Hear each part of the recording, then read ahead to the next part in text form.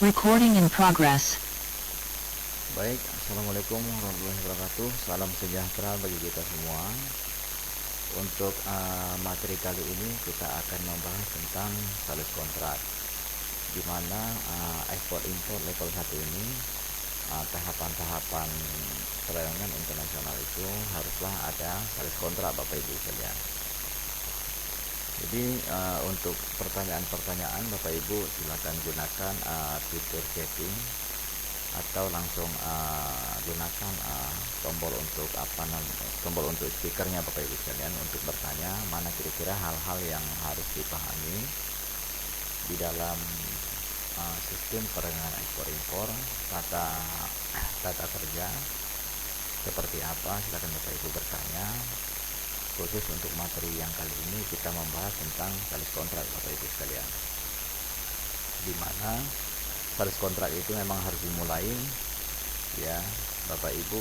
Kalau mau mulai untuk perdagangan ekspor tentu harus ada sales kontraknya dulu, membangun komunikasi, membangun korespondensi dengan beberapa buyer atau dengan beberapa importer di luar negeri.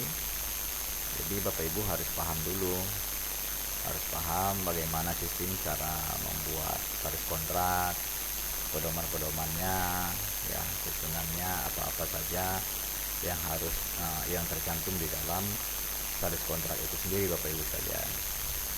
Ya, mari kita akan lihat materi sales kontrak. Ya, mungkin Bapak Ibu bisa kelihatan ya materinya ya, sales kontrak. Karena di dalam sebuah perdagangan itu, perdagangan ekspor impor khususnya, harus ada sales kontrak Bapak Ibu. Jadi dari hasil korespondensi kita, baik itu secara tatap muka atau secara by phone, by email dengan importir, tentunya setelah ada kesepakatan itu barulah kita mulai dengan sales kontrak Bapak Ibu sekalian. Baik, kita lihat ya. Jadi ini sebelum terjadi sales kontrak atau kontrak of sale atau agreement to sell, tentunya melalui beberapa proses Bapak Ibu sekalian. Itu yang saya sampaikan tadi. Jadi negosiasi. Jadi tahap pertama itu negosiasi. Di mana negosiasi ini sendiri Bapak Ibu terserah, mungkin bisa melalui tatap muka ataupun tanpa tatap muka Bapak Ibu sekalian. Ya, misalnya kalau tatap muka Bapak Ibu bisa dalam acara pameran, misalnya pameran dagang internasional ya, mungkin Bapak Ibu bisa ketemu dengan buyer atau dengan importir. Nah, di sana Bapak Ibu bisa memperkenalkan di mana produk Ibu, Bapak Ibu kualitasnya seperti apa, kualitas produk, jenisnya apa, kemampuan pasoknya berapa, kesiapan produknya berapa. Nah, di sana di dalam negosiasi mungkin itu bisa dibicarakan harganya seperti apa, ya, bentuk packaging, dan ini bentuk promosi Bapak Ibu sekalian.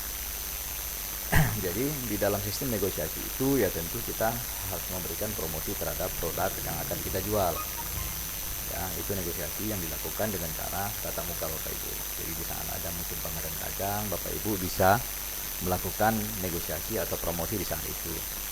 Kemudian tanpa tatap muka Bapak Ibu ya, tanpa tatap muka. Jadi kalau tanpa tatap muka itu bisa dibangun korespondensi melalui email atau brosur-brosur dipasarkan mungkin di Google atau di situs-situs. Bapak Ibu bisa memperkenalkan produk Bapak Ibu sekalian di sana, sehingga importir itu atau buyer bisa mengetahui atau bisa mengenal produk Bapak Ibu, apa kira-kira produk Bapak Ibu yang akan ditawarkan kepada mereka. Nah, mungkin di sana bisa dilampirkan jenis barang, komoditinya, harganya, kualitasnya seperti apa. Nah, inilah kadang-kadang yang bisa membuat ketertarikan. Nah, dari sisi situsnya sendiri mungkin kita bisa membangun brand situs yang memang benar-benar tertarik, membuat importir itu begitu melihat tertarik Bapak Ibu sekalian. Jadi dibuat cara yang sedemikian rupa, simple, jelas, dan memang tentunya yang bagus ya. Dari penampilan depannya itu sudah bagus, begitu dibuka kelihatannya oh ini bagus, ini produknya juga bagus, sehingga mereka punya keinginan untuk bertemu atau negosiasi lanjutan atau membicarakan kelanjutan terhadap produk Bapak Ibu yang dijualkan ya. Itu dua fungsi negosiasi, yaitu negosiasi fungsinya tetap bisa dengan tatap muka atau bisa juga dengan cara yang tidak tatap muka Bapak Ibu sekalian. Oke, itu negosiasi ya.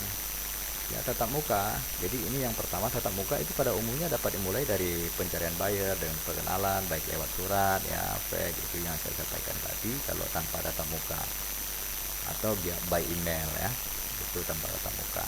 Oke. Kemudian adapun diagram tahapannya, tahapan-tahapan untuk promosi membangun koresponden antara eksportir dengan importir itu seperti apa. Jadi kita sebagai eksportir itu ya membangun koresponden kalau memang misalnya kita mau tatap muka ataupun dengan tidak tatap muka, ya bisa saja kita akan melakukan tahap Bapak Ibu ya, tahap promosi ya. Tahap promosinya itu ya kita sebar brosur atau kita buat web-web di situs-situs yang memang bisa diakses oleh buyer-buyer di luar negeri Bapak Ibu sekalian. Jadi tahapannya seperti itu. Jadi tahap promosi ya. Kemudian di saat tahap promosi ini, jadi mungkin ada respon daripada importir atau buyer ya, sehingga buyer berkeinginan untuk memberikan tahap kedua, jadi tahap inquiry. Apa inquiry? Yang namanya inquiry Bapak Ibu sekalian, jadi Bapak Ibu harus paham inquiry itu permintaan Bapak Ibu sekalian. Jadi tahap permintaan ya, setelah pengenalan dari sisi promosinya tahap pertama, kemudian ada tahap permintaan, kemudian ada tahap selanjutnya eksportir itu ada tahap overset ya. Overset apa itu Bapak Ibu? Jadi overset itu tahap penawaran Bapak Ibu sekalian.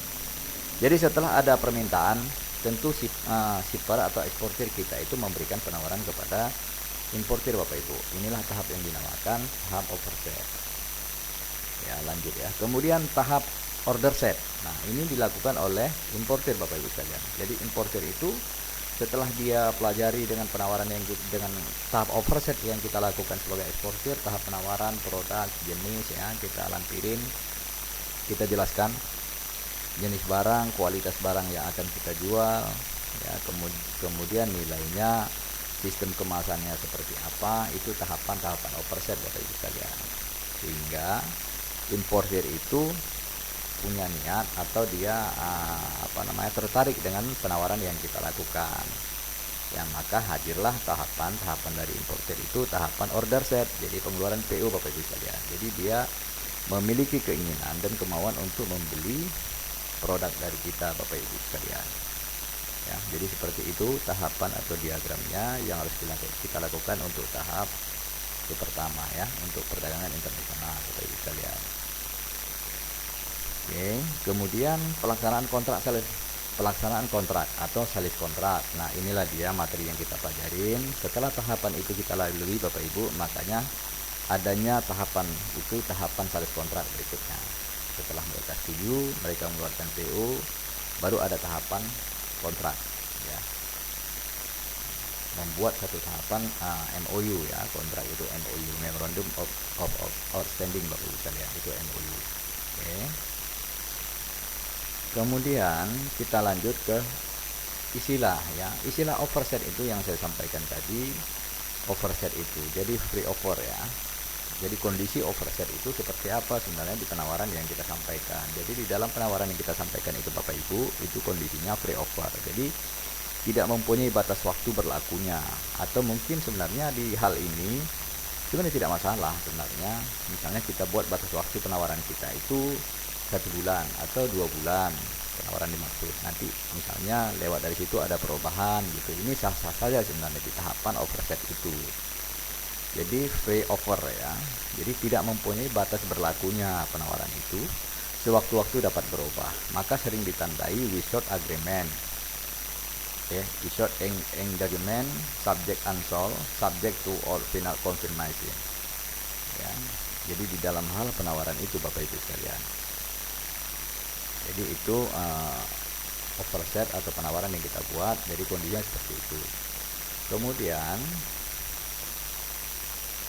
Kemudian kita lanjut ke firm offer ya. Apa yang dimaksud dengan firm offer Bapak Ibu ya? Jadi firm offer sebenarnya penawaran tetap. Nah, Jadi setelah ada kondisi penawaran yang sebelumnya yang kita lakukan, ya, mungkin di sini ada batas di overset ini mungkin ada batas negosiasi atau penawaran di awal yang memang belum sesuai, ya, disesuaikan, ya. Begitu mengenai misalnya batas waktunya penawaran itu, ya, ini yang terjadi di overset. Oke. Jadi frame offer itu penawaran tetap, Bapak Ibu sekalian, ya, penawaran tetap. Jadi penjual dapat mempertahankan kondisi penawarannya selama dalam batas waktu yang ditetapkan di dalam overset tadi, Bapak Ibu sekalian. Misalnya contoh begini, penawaran itu berlaku Januari sampai Agustus misalnya, jadi 8 bulan misalnya penawaran itu berlaku. Nah, setelah 8 bulan itu akan dibahas kembali penawaran-penawaran baru, misalnya kita buat lagi inquiry baru atau overset yang baru, kita buat lagi overset yang baru untuk penawaran dengan harga yang terbaru. Jadi begitu, Bapak Ibu sekalian. Jadi firm offer, penawaran tetap, penjual dapat mempertahankan kondisi penawarannya selama dalam batas waktu yang ditetapkan di dalam overset. This offer will be valid until. Jadi istilahnya seperti itu, Bapak Ibu, ya. Oke. Bapak Ibu silakan mungkin bertanya. Yang ada mau bertanya silakan, yang memang kita harus memperjelas karena waktu kita juga panjang, Bapak Ibu sekalian. Jadi ada beberapa materinya, silakan, nggak apa-apa. Nanti kalaupun misalnya kita sudah masuk di materi 5 atau materi selanjutnya itu, Bapak Ibu bertanya untuk materi-materi yang berikutnya, silakan Bapak Ibu, kita akan jelaskan di mana-mana yang mungkin Bapak Ibu masih kurang paham terhadap sales kontrak, fungsinya, ya, fungsi sales kontrak, syarat-syaratnya seperti apa. Ibu silakan, Bapak Ibu silakan bertanya. Oke, kalau memang nggak ada, saya lanjut, ya. Nah, order set atau purchase order atau PO, ya, PO only, yaitu order set atau PO, ya, only, yaitu manakala calon pembeli kurang menerima persyaratan penawaran itu, maka ia mengajukan counter offer. Apa yang dimaksud counter offer? Yang apabila disetujui oleh penjual, maka dikirim penawaran baru, ya, maka dikirim penawaran baru. Jadi itu order set atau PO tadi. Misalnya di sana ada negosiasi, Bapak Ibu sekalian. Jadi di antara penawaran ini order set, ya, atau sebelum keluarnya PO dari importir, di sini mungkin ada sistem negosiasi-negosiasi, manakala calon pembeli kurang menerima persyaratan penawaran itu, maka ia mengajukan counter offer yang bila disetujui oleh penjual, maka dibuat penawaran baru, ya. Maka baru dikirim order set ke penjual, Bapak Ibu sekalian. Oke. Kemudian barulah mempersiapkan sales kontrak, ya. Negosiasi penawaran, Bapak Ibu, ya, negosiasi penawaran atau PO, ya, manakala calon pembeli kurang menerima persyaratan penawaran itu, maka ia mengajukan counter offer, Bapak Ibu sekalian. Jadi counter offer ini ya istilah tawar menawar, ya, atau kesepakatan lah, ya, yang bila disetujui oleh penjual maka dibuat penawaran baru. Oke. Maka baru dikirim order set ke penjual, kemudian barulah mempersiapkan sales kontrak. Jadi itu tahapan-tahapan negosiasi, Bapak Ibu sekalian. Oke, lanjut dengan yang tadi, itu istilah yang kedua ini, istilah tatap muka, dengan tatap muka, ya. Hasil negosiasi bisnis dengan tatap muka, polanya biasanya dirumuskan secara ringkas dan jelas dalam suatu notulen atau minute of meeting, ya, yang ditandatangani kedua belah pihak. Jadi itu dengan kondisi yang dengan tatap muka. Jadi misalnya Bapak Ibu yang saya jelaskan tadi di pameran dagang, ketemu dengan buyer atau importir yang akan membeli produk, mencari produk, Bapak Ibu silakan menawarkan produk, jenis, ya, kemasannya seperti apa, nilainya seperti apa, kualitasnya seperti apa. Jadi Bapak Ibu di sana bisa menjelaskan di saat pertemuan itu, Bapak Ibu, dalam kondisi tatap muka, ya, itu misalnya dengan posisi tatap muka, ya. Kemudian setelah misalnya nanti ada persetujuan lanjutan, di sana bisa di saat meeting, di sana bisa ditandatangani kedua belah pihak kondisi sales kontrak atau yang perjanjian yang sudah memang sama-sama disepakati Bapak Ibu sekalian. Itu dengan posisi tatap muka. Kemudian perundingan yang sudah mendekati kesepakatan biasanya dituangkan dalam bentuk MOU Bapak Ibu sekalian. Jadi perundingan tatap muka yang sudah kita lakukan dengan kita sebagai eksportir dengan importir, jadi itu harus tetap dituangkan di dalam MOU Bapak Ibu sekalian. Jadi memorandum of understanding ya. Sedangkan persetujuan akhir dari suatu negosiasi bisnis dirumuskan secara terinci di dalam suatu kontrak. Jadi konsepnya Bapak Ibu seperti itu. Jadi sistem kerjanya. Jadi di saat tatap muka, jadi mungkin perundingan sudah jelas, sudah mendapat titik kesepakatannya. Nah, ini semua dirumuskan di dalam MOU Bapak Ibu sekalian. Oke. Saya akan lanjut. Sales kontrak. Ya. Sales kontrak dapat dianggap sebagai kontrak induk dalam transaksi perdagangan luar negeri. Sungguh pun ada kontrak lain sebagai pelaksanaan kontrak induk tersebut, seperti kontrak angkutan, ya, fragment kontrak, penutupan asuransi, perbankan dan sebagainya. Dalam menentukan sales kontrak, setidaknya harus diperhatikan beberapa hal Bapak Ibu. Ya, di beberapa hal yang memang ini sangat menentukan sales kontrak yang kita buat, yang kita sepakati Bapak Ibu sekalian. Yang pertama, identitas masing-masing pihak. Ya, identitas kita, identitas importir atau buyer. Kemudian deskripsi of good. Jadi deskripsi barang ya, deskripsi barangnya seperti apa, volumenya jumlahnya berapa, komoditinya berapa. Nah, ini semua harus jelas ya, harus jelas. Terdapat komoditi yang sudah mempunyai standar nasional internasional, cukup menyebutkan standar tersebut. Misalnya ya kopi robusta ya, kopi robusta itu EK1 karet RSE2 ya, itu harus dilampirkan di sana, harus benar-benar diperhatikan dalam membuat sales kontrak Bapak Ibu sekalian. Dapat pula dilengkapi booklet ya, leaflet, foto dan lain-lain ya. Kemudian quantity ya, jumlahnya di sana harus dituangkan yang jelas, kuantinya berapa, beratnya berapa ya, packagesnya berapa packages ya. Guna menghindari dispute haruslah disebutkan dengan jelas, misalnya jadi ini total penulisan di dalam sales kontrak itu harus jelas ya, misalnya 100 ton kopi ya, ton yang sama misalnya ya, kopi dalam ton yang sama dan 100 ton berapa kilo misalnya ya, 100 ton itu berapa ribu kilo misalnya ya. Oke, berapa ribu kilo, kalau 1 ton kan 1000 kilo ya, jadi harus diperjelas. Kalau misalnya 10 ton ya, 10 ton itu 10.000 kilo gitu ya, jadi harus jelas kondisi penulisannya. Kalau dia 20 ton ya berarti 20.000 kilo Bapak Ibu sekalian. Jadi ini harus jelas dari sistem penulisan kesepakatan yang dibuat di dalam LCU itu Bapak Ibu ya. Karena misalnya begini, metrik ton sama dengan itu, ini contoh ya, metrik ton sama dengan itu 2.204 ya.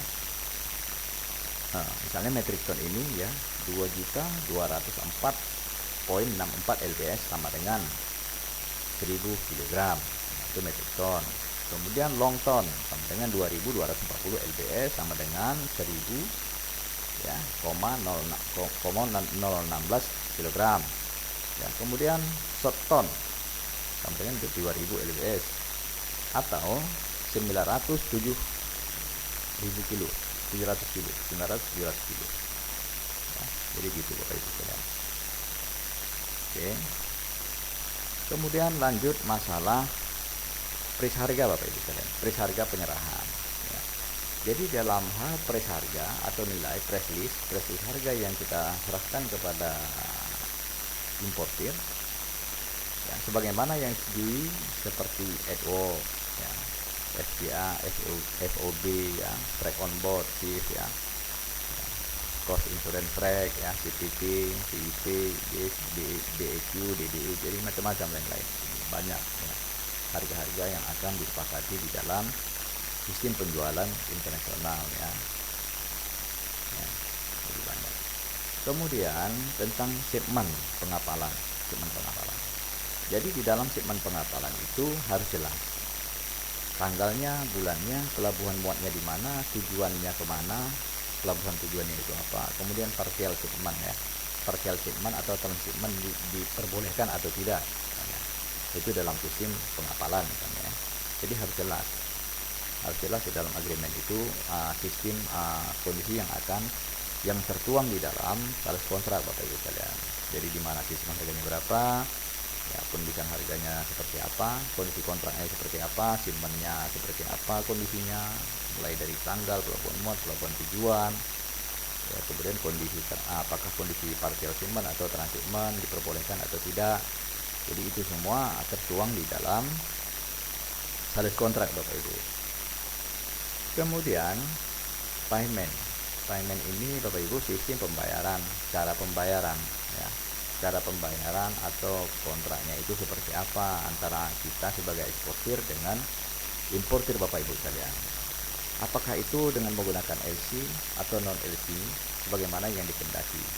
Untuk hasil bumi, pembukaan LC tidaklah full amount melainkan 95% atau 97% dan sisanya paid after final working report. Apa ini sebenarnya? Ya. Paid after final working report adalah sebagai dana cadangan bila terjadi klaim susut berat muatan akan langsung dipotong. Jadi ini jaminan ya. Jaminan misalnya barang itu ya kurang ya. Contoh misalnya barang itu sebenarnya kita kirim itu 20 ton, kenyataannya nggak sampai 20 ton. Ya, 19 ton 600 berarti susutnya itu 400 kilo. Nah, inilah yang akan dijadikan jaminan ya, akan dipotong bahwa barang yang sampai ke negara tujuan adalah tidak sampai full 20 ton, tapi dia akan berkurang atau susut. Dia biasanya barang-barang seperti ini susut macam misalnya kita akan ekspor gandum ya atau bukti sawit. Ini kondisi ekspor sebenarnya ekspor seperti ini bisa potensi terjadi penyusutan Bapak Ibu, penyusutan berat atau penyusutan volume ya. Di pelabuhan muat bisa saja misalnya 1000 ton di pelabuhan muat. Nah, sampai di pelabuhan tujuan bisa saja tidak sampai 1000 ton Bapak Ibu sekalian. Bisa dia mungkin 860 ton misalnya. Atau bisa aja ya itu berkurang dari yang jelas dari timbangan awal saat di pelabuhan waktu kita lakukan pemuatan. Inilah terjadi penyusutan Bapak Ibu, makanya adanya jaminan paid over final working report sebagai dana cadangan bila terjadi klaim susut berat muatan akan langsung dipotong. Yang akan langsung dipotong. Makanya diperlukan adanya jaminan, jadi pembayarannya itu tidak full. Jadi 95% pembayaran atau pembayaran yang mereka lakukan itu 90%. Jadi 3%-nya ini dijadikan sebagai jaminan Bapak Ibu. Dijadikan sebagai jaminan ya. Jadi di tahapan ini Bapak Ibu mungkin ada yang mau bertanya, silakan. Oke. Kemudian ya nama berat ya. Jadi banyak kondisi berat, misalnya di angkutan laut itu ya ada sistemnya, misalnya kondisi berat itu NDW ya, Netto Delivered Weight, atau NSW, Netto Shipped Weight. Jadi bermacam-macam kondisinya, jadi ini kita harus paham Bapak Ibu sekalian. Kemudian valuta yang dipergunakan, misalnya apakah di dalam perjanjian sales kontrak itu kita menggunakan apa Bapak Ibu sekalian, apakah itu US dollar, US Singapura, dolar Singapura ya. Jadi macam-macam. Nah, jadi mata uang yang kita gunakan apa, itu tertuang di dalam sales kontrak ya. Apakah gunakan dolar Singapura, dolar Amerika, dolar euro atau apa ya. Kemudian batas tanggung jawab pembeli dan penjual, di mana itu kondisi yang harus dituangkan di dalam satu agreement atau sales kontrak ya, satu agreement atau MOU. Jadi batas tanggung jawabnya pembeli seperti apa, kemudian penjualnya seperti apa tanggung jawabnya. Nah, asuransi, biaya pengapalan, biaya lokal itu siapa yang nanggung ya. Kemudian kemasan dan merek ya. Misalnya di dalam kemasan itu kita harus tulis kalau memang dia bal ya bal, kalau koli ya koli ya. Ini harusnya koli Bapak Ibu pun di materi ini harusnya koli. bukan kolu. Kemudian Bali jadi bal, ini bal Bapak Ibu, dan lain-lain ya. Jadi konsep kemasan dan merek ini harus jelas. Kemasannya apa, kondisi pengirimannya seperti apa, apakah dia menggunakan bal atau menggunakan koli, berapa koli misalnya, berapa koli, berapa goni misalnya kan, di sana kan harus jelas ya, mereknya apa ya, harus jelas. Jadi di markingnya itu, ini Bapak Ibu harus dijelaskan ini mengenai kemasan ini juga. Kemudian siapa yang menanggung beban komisi itu bila ada komisi, misalnya ada agen di dalam penjualan itu, dalam kontrak itu ya, ada agen misalnya. Nah, siapa yang menanggung beban komisi agen itu atau maklar itu ya Bapak Ibu. Baik, kita lanjut persyaratan ya, persyaratan dan ketentuan penalti.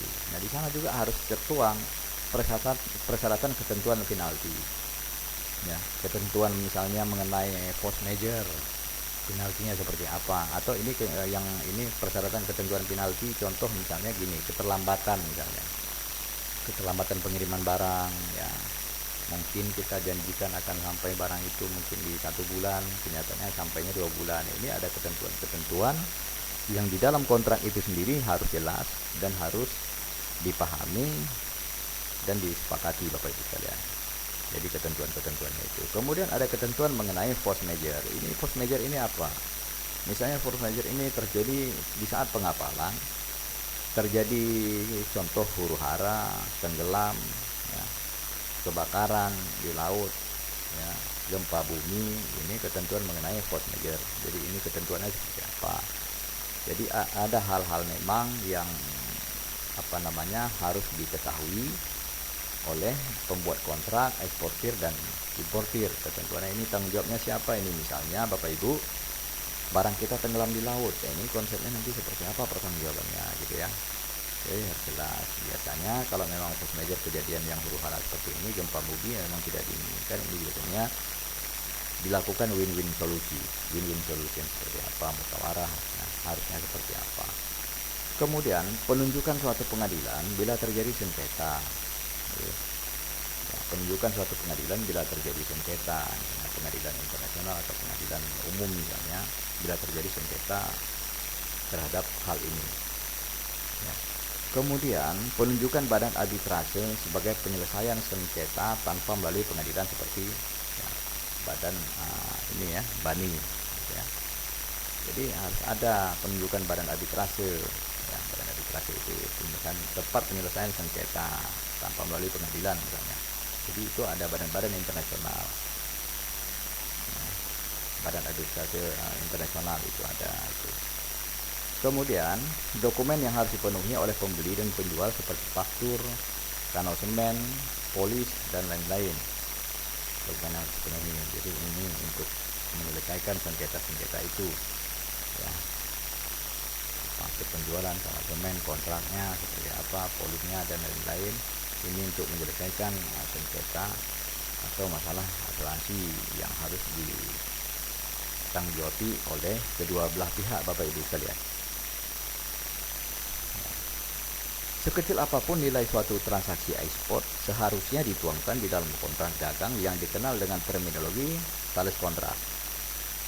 Suatu transaksi internasional yang tanpa disadari, sales kontrak cenderung membuka peluang terjadinya selisih pendapat, diskrepensi di kemudian hari. Ya, jadi itu Bapak Ibu. Sekecil apapun nilai suatu transaksi ekspor impor itu harus dituangkan di dalam perjanjian atau MOU. Jadi kalau nggak ada itu ya susah, karena di perjanjian itu yang menentukan bahwa apa yang sudah diperjanjikan di dalam suatu kontrak itu yang akan nanti bisa dijadikan satu pedoman oleh kedua belah pihak, baik itu terjadi sengketa maupun tidak. Ya, ini agar terhindar dari hal-hal yang tidak diinginkan Bapak Ibu, makanya diperlukan itu adanya sales kontrak atau MOU Bapak Ibu sekalian. Baik, jadi di tahapan ini mungkin ada pertanyaan Bapak Ibu, silakan bertanya baik itu ke fitur kolom chat atau fitur ya phone ya, silakan bertanya langsung atau di chat. Ya, kami akan menjawab pertanyaan Bapak Ibu.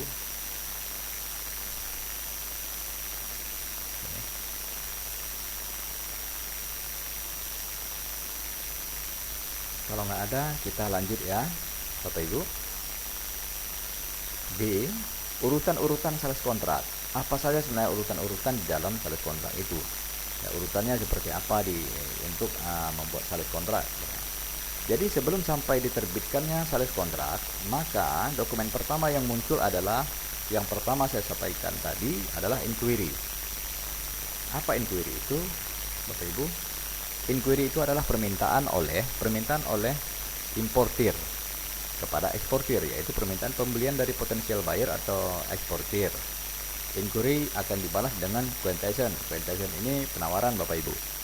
Jadi quotation ini penawaran, itu urutan sales kontraknya, ya, atau penawaran baru jika memang terjadi penawaran yang belum sesuai, sehingga importir melakukan tawar, dia akan menawarkan itu, sehingga disampaikan untuk kita membuat penawaran baru, penawaran harga baru.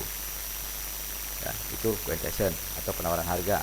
Jika quotation tersebut disetujui, maka tahap berikutnya adalah penerbitan sales kontrak atau MOU, ya, sales kontrak. Penerbitan sales kontrak oleh seller. Seller itu kita sebagai eksportir, Bapak Ibu sekalian. Ya, sales kontrak. Kalau seller kita, buyer itu ya importir, pembeli, Bapak Ibu sekalian.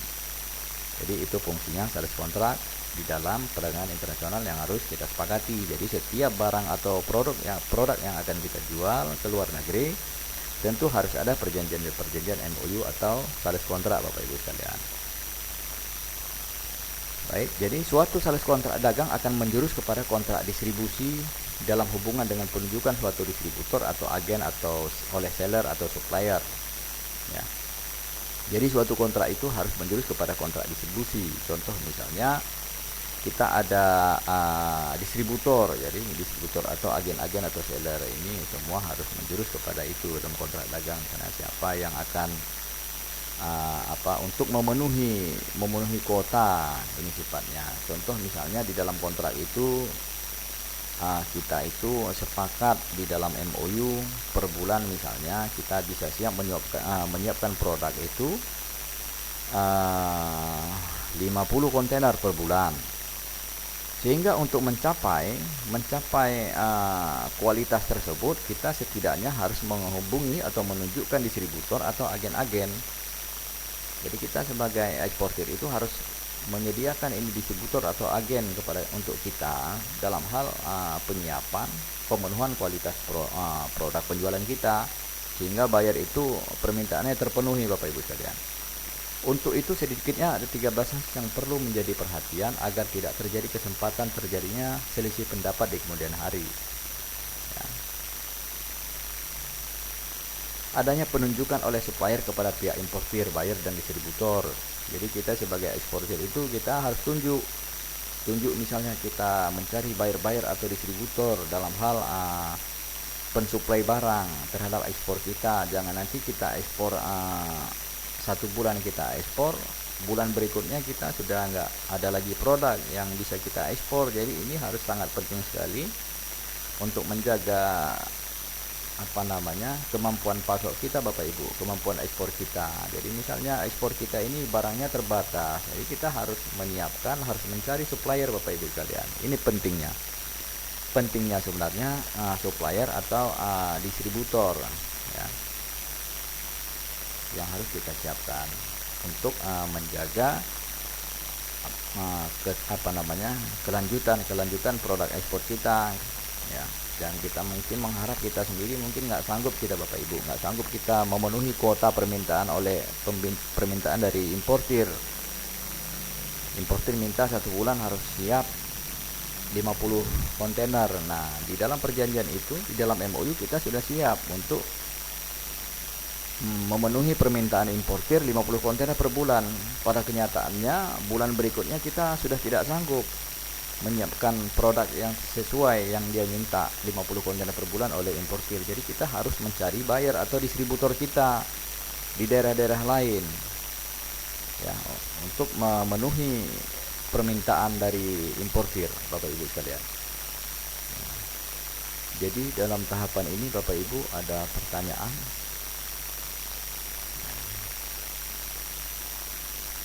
tentang sales kontrak ini. Kalau ada pertanyaan silahkan. Kalau nggak ada, kita lanjut. Setelah penunjukan tersebut diterima secara resmi oleh pihak yang ditunjuk, demikian kesempatan di antara kedua belah pihak sudah terjadi, yaitu mengenai perihal perjanjian distribusi suatu komoditas tertentu dengan kondisi tertentu pula yang akan ditentukan pada pasal-pasal berikut. Ya, jadi ini pentingnya distributor, ya, untuk menjaga kualitas kemampuan pasok kita kepada importir. Jadi jangan nanti kita sudah menandatangani MOU atau agreement itu kita tidak mampu, Bapak Ibu sekalian, tidak mampu menyiapkan kemampuan pasok kita sesuai yang sudah kita sepakati di dalam sales kontrak atau di dalam MOU. Ini penting dipelihara distributor, ya, agen-agen, ya, untuk memenuhi kemampuan pasok kita, kemampuan ekspor kita, sehingga kita nggak putus, Bapak Ibu sekalian. Jadi pasokan kita atau ekspor kita nggak putus kepada importir, Bapak Ibu. Jadi selalu tersedia dan siap setiap bulan 50 kontainer misalnya, sesuai dengan perjanjian kita. Jadi kita bahan ekspor kita ada terus sesuai dengan permintaan Bapak Ibu sekalian. Ini harus dipertimbangkan oleh eksportir kita ini, ya. Calon eksportir harus mempertimbangkan ini, atau pelaku eksportir harus menjaga kualitas ini, harus menjaga kemampuan pasoknya, sehingga hubungan itu tetap terjaga, Bapak Ibu sekalian, ya. Jadi di dalam hal ini kalau ada pertanyaan Bapak Ibu silahkan, ya, kami akan menjawab. Jadi setelah penunjukan tersebut diterima secara resmi oleh pihak yang ditunjuk, demikian kesempatan di antara kedua belah pihak sudah terjadi, yaitu mengenai perihal perjanjian distribusi suatu komoditas tertentu dengan kondisi tertentu pula yang akan ditentukan pada pasal-pasal berikutnya. Oke. Untuk mencapai kesepakatan yang tidak kalah pentingnya adalah perlu adanya penegasan yang jelas tentang jenis komoditas apa yang ingin didistribusikan. Ya, jadi sebelum kita menentukan kepada supplier atau agen atau distributor, kita perlu juga memberikan informasi terhadap kualitas yang mereka sampaikan, yang mereka jual kepada kita, yang mereka support kepada kita, kualitas apa, seperti apa kualitasnya. Misalnya terhadap jenis barang, kondisinya seperti apa, ya, kadarnya seperti apa, kandungannya seperti apa, kekeringannya seperti apa. Jadi seperti itu. Jadi harus benar-benar kualitasnya benar-benar yang kualitas apa yang bagus, Bapak Ibu sekalian. Jadi ini harus diberikan penegasan atau penjelasan kepada pihak distributor, Bapak Ibu sekalian. Jadi jangan mereka misalnya menjual barang kepada kita asal-asalan sehingga nggak sesuai dengan permintaan importir saat kita melakukan eksportasi, Bapak Ibu. Jadi itu gunanya. Kemudian setelah mengetahui jenis komoditas, kita juga perlu penegasan kepada kemana komoditas tersebut didistribusikan beserta wilayah yang dieksklusifkan. Ya, komoditas apa saja misalnya, ya. Jadi kita harus tahu juga tujuannya nanti kemana, ya, yang sudah disepakati, Bapak Ibu sekalian. Oke. Kemudian suatu kontrak didistribusikan disertai dengan kewajiban target yang harus dicapai oleh distributor tersebut. Misalnya dalam 1 bulan harus mencapai sekian peti kemas atau sekian ratus metrik ton. Sebaliknya, suppliernya pun diwajibkan untuk mematuhi ketentuan-ketentuan yang menunjang kelancaran pencapaian target tersebut. Dalam hal ini bisa berupa suplai yang berkesinambungan, standar mutu, dan lain-lain. Nah, itu yang saya sampaikan pertama, Bapak Ibu. Jadi kalau kita misalnya membangun atau menetapkan supplier atau agen-agen di daerah-daerah misalnya, dalam hal memenuhi kebutuhan pasok kita juga harus menekankan atau harus memberikan penjelasan kepada mereka untuk memenuhi target pasok, kualitasnya. Ya, ini harus kita sampaikan, mutunya, ya, yang berkesinambungan, sehingga ini semua bisa berjalan dengan lancar sebagaimana mestinya, sesuai dengan permintaan importir sendiri, Bapak Ibu sekalian. Jadi hubungan kita dengan importir jadi nyaman Bapak Ibu sekalian. Jadi importir juga nggak gelisah karena barangnya putus, kemampuan pasok kita nggak mampu, jadi importir itu sudah nyaman. Jadi mereka senang gitu bahwa kemampuan pasok, kualitasnya juga dari kita bagus, sehingga hubungan itu berjalan dengan lancar Bapak Ibu sekalian ya. Oke, itu pentingnya kita membina distributor kita atau agen-agen kita untuk memenuhi kemampuan pasok dalam rangka ekspor kita Bapak Ibu sekalian. Baik, di dalam hal ini mungkin ada pertanyaan Bapak Ibu, silahkan Bapak Ibu menggunakan fitur chat atau menggunakan mikrofon langsung untuk bertanya Bapak Ibu sekalian.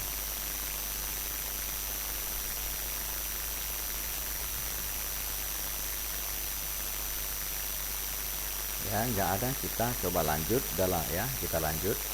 Dalam hubungan ini, supplier dan distributor diwajibkan secara bersama-sama menjaga hal-hal yang eksklusif pula, misalnya harga penjualannya, ya, sistem promosinya, e-grading maupun strategi pemasarannya seperti apa, dan lainnya yang menyangkut jangka pendek maupun jangka panjang.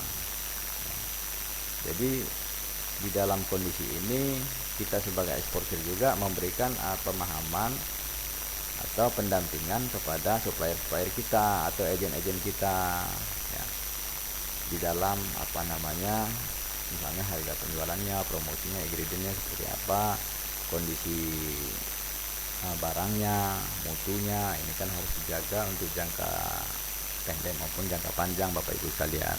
Jadi pemahaman-pemahaman itu mungkin harus sering diberikan kepada supplier kita maupun agen kita Bapak Ibu sekalian.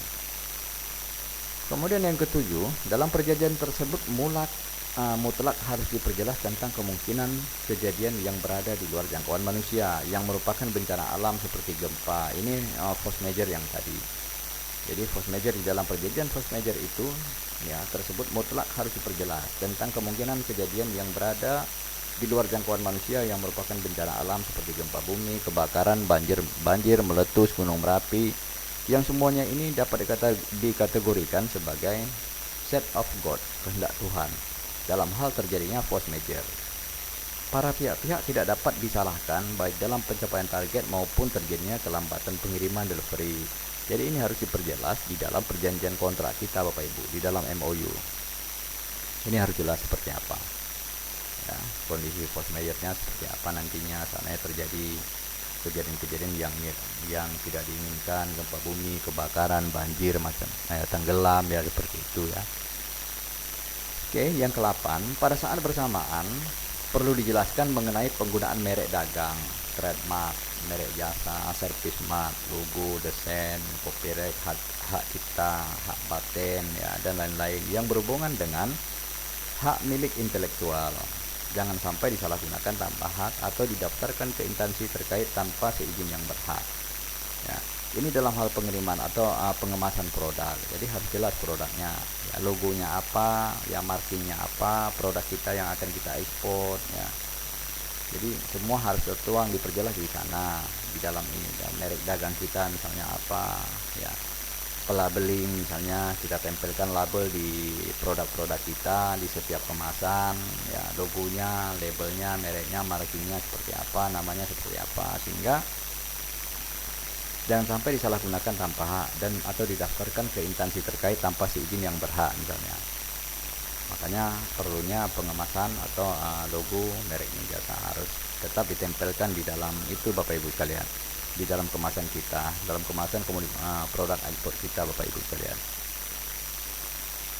Kemudian di samping itu pula perlu dipertegas jika ada pemesanan desain khusus, misalnya jika terjadi salah penggunaan desain pihak lain yang sudah dipatenkan, pihak mana yang akan bertanggung jawab secara yuridis. Akhirnya hak milik intelektual ini akan sangat erat kaitannya dengan konvensi Paris ya. Jadi misalnya kita ada importir memesan misalnya dengan desain khusus, logo khusus, merek khusus misalnya, kita juga harus berpikir bahwa desain-desain yang akan kita tampilkan jangan sempat ya bersamaan atau meniru merek dari pihak lain misalnya ya, merek dengan pihak lain, karena ini akan sangat erat kaitannya dengan konvensi Paris, karena ini ada perjanjian mengenai merek ini ya. Dan hak dan merek ini harus jelas. Oke. Sama, oke. Kemudian yang jelas di samping itu perlu dipertegas jika ada pemesanan desain khusus ini yang terjadi salah penggunaan Bapak Ibu sekalian ya. Jadi harus jelas untuk kondisi yang seperti ini harus jelas. Ya, mereknya kita seperti apa ya. Jangan sempat merek kita yang kita gunakan itu merek sama dengan merek orang lain atau merek orang lain, kecuali ada izin, misalnya kita menggunakan merek perusahaan A. Nah, kita minta misalnya kepada perusahaan A itu apakah dibolehkan kalau kita menggunakan mereknya dia untuk kita lakukan ekspor misalnya. Kita gunakan merek dia. Kalau dia minta fee mungkin berapa harus sepakatan ya oke. Kalau dia setuju ya silahkan gunakan, tapi kalau mungkin dia tidak setuju ya kita jangan gunakan, karena ini nanti dampaknya dia akan bisa terjadi hal-hal perselisihan Bapak Ibu sekalian ya. Jadi harus tahu dalam hal penggunaan merek. Kemudian yang kesembilan, syarat pembayaran dalam dan pengiriman barang merupakan suatu kelaziman bahwa kontrak yang standar harus tercantum di dalamnya misalnya metode pembayaran apakah dengan metode LC atau non LC. Ya, yang keduanya itu mencakup open account, paid payment, ya, deferred payment, factoring, consignment collection dan lain-lain. Jadi syarat-syaratnya itu harus jelas Bapak Ibu sekalian. Di samping itu syarat penyerahan juga perlu ditegaskan, apakah itu FOB, CFR ya, atau CIF, agar memperoleh ketegasan pihak mana yang menemukan kapal, yang menyiapkan kapal dan sekaligus pembayaran uang tambang misalnya ocean freight-nya, asuransinya, dan pihak mana pula yang menutup risiko asuransi disertai klausa yang disepakati bersama.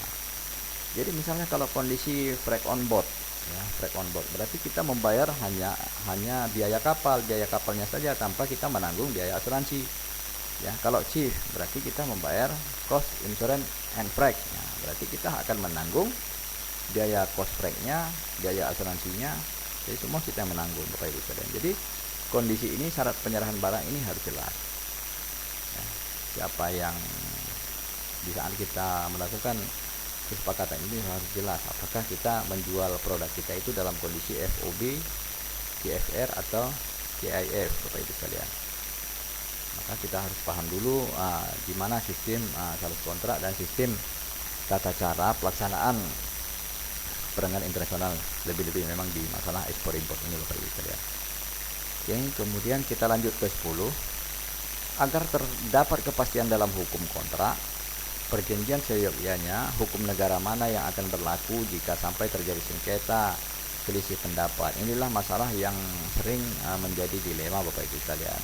Kalau misalnya perjanjian hukumnya mereka menggunakan negara mereka, ya ini memang agak susah ya, apakah mereka menggunakan hukum di negara mereka atau menggunakan hukum di negara kita. Nah, ini sering terjadi masalah kadang-kadang di sini.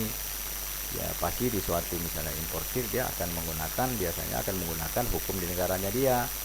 Ya, hukum di negaranya dia seperti apa, jadi perselisihannya tetap mengacu kepada hukumnya mereka. Nah ini kadang-kadang menjadi dilema bagi kita sebagai eksportir Bapak Ibu sekalian. Karena masing-masing pihak menginginkan hukum negara mereka lah yang diperlukan. Karena sistem hukum tersebut yang paling dikuasai, akhirnya tidak tercapai kesepakatan dalam government law ini.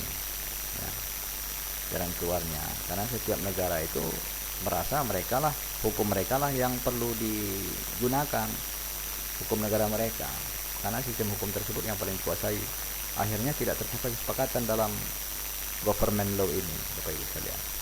Jalan keluarnya adalah sistem hukum ketiga yang diberlakukan. Padahal baik hukum negara supplier maupun sistem hukum negara kita sebagai distributor masing-masing ada kelebihan dan kelemahannya. Jadi hukum di negara importir itu kan beda dengan hukum kita.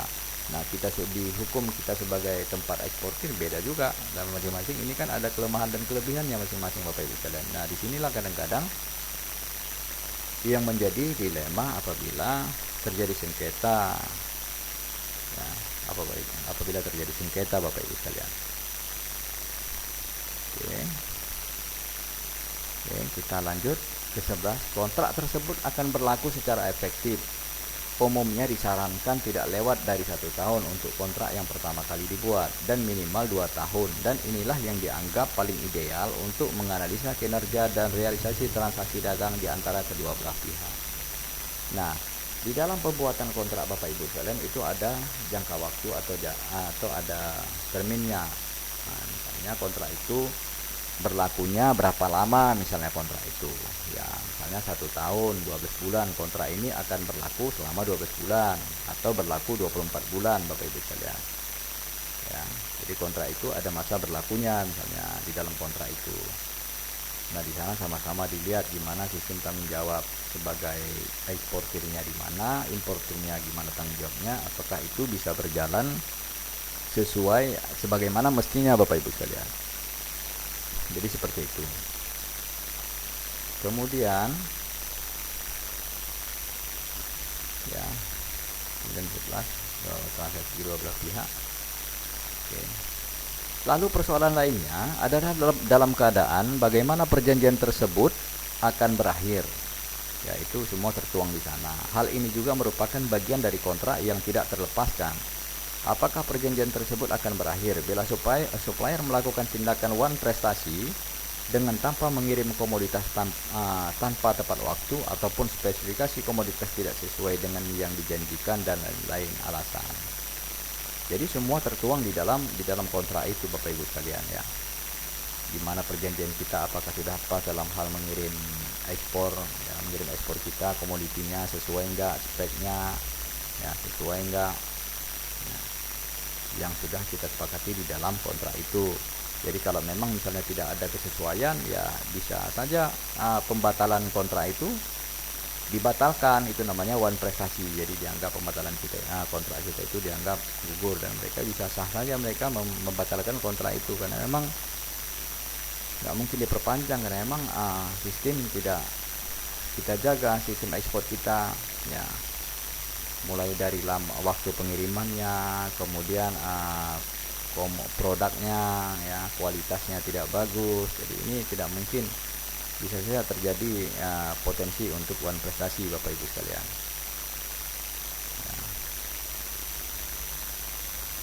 Kemudian yang ke-12, jika terjadi wan prestasi, yaitu tidak terpenuhinya ketentuan-ketentuan yang sudah disepakati di dalam kontrak atau perjanjian, itu yang saya sampaikan sebelumnya, maka pihak-pihak yang merasa dirugikan dapat mengajukan gugatan atau klaim. Diadakan penyelesaian secara musyawarah. Jadi wan prestasi atas ketidaksesuainya kontrak itu yang kita lakukan, jadi pihak importir bisa mengajukan gugatan ya atau klaim, baik itu secara penyelesaian secara musyawarah. Jadi itu Bapak Ibu ya. Makanya potensi-potensi wan prestasi ya hendaknya kita sebagai eksportir ini harus benar-benar kita jaga, harusnya seperti apa dalam melakukan kegiatan ekspor Bapak Ibu sekalian. Oke, di dalam hal ini ada pertanyaan Bapak Ibu, mungkin silahkan menggunakan fitur cek atau mikrofon langsung juga silahkan.